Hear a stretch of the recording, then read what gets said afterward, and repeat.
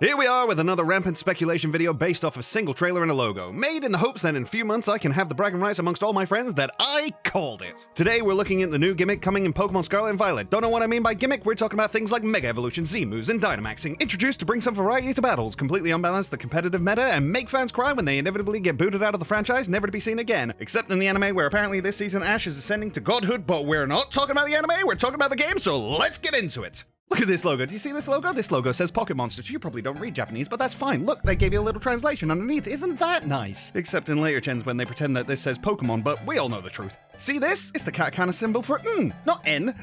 What's katakana? It's the alphabet used in Japanese for phonetically spelling foreign words or adopted words. Is that important to my point? No, but I like to consider myself an educator, and hopefully you learned something new today.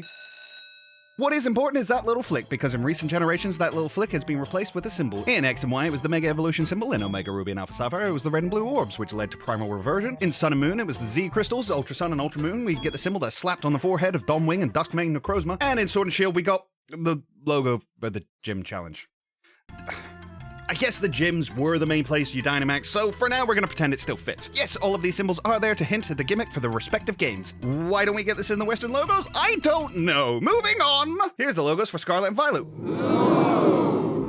In it, we see this 6-pointed star thingy, like if you crossed a rupee with a shuriken. So what does it mean? Honestly, I have no idea. And no matter what anyone tells you, they don't know either. We're just here to make a guess and have some fun, so here we go! The new gimmick, 100% confirmed, definitely is going to be the ability to add an extra typing! You rub your crystal and for 3 turns your Pokemon is engulfed in the aura of a typing of your choice. All of your normal type moves suddenly become the same type as your new typing as well. Similar to the abilities like Pixelate and Refrigerate, you can only use this trick once per battle though, so once it's gone, it's gone. So when your Charizard is about to be taken out by a super effective Hydro Pump, you quickly activate your crystal, Charizard irradiates a green aura and tanks the move with its new grass typing, retaliating with its own now super effective Body Slam.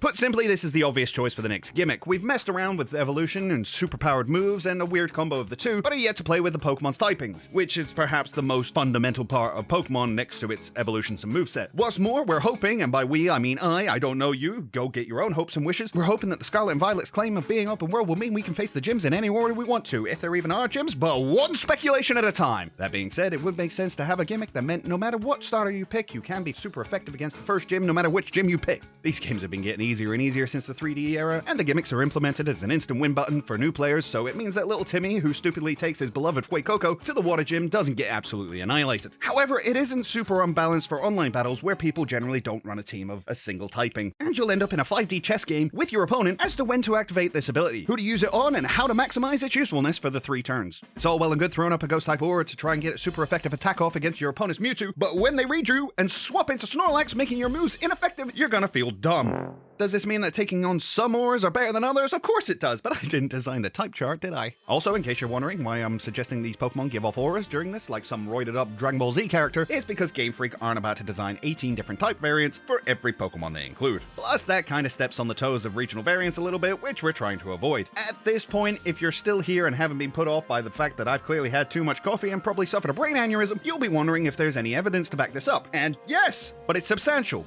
Circumstantial. I don't know, I'm not a lawyer. But I definitely feel the opposition would have some objections. Objection!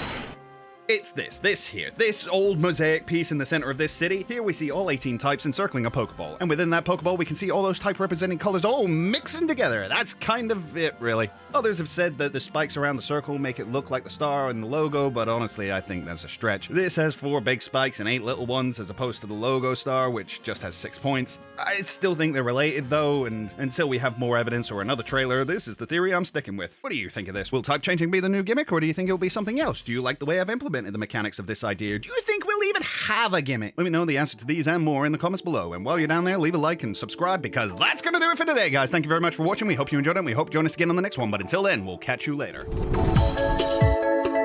Be sure to subscribe, like, comment, ring the bell, do all the YouTube things, and I shall see you on the next episode.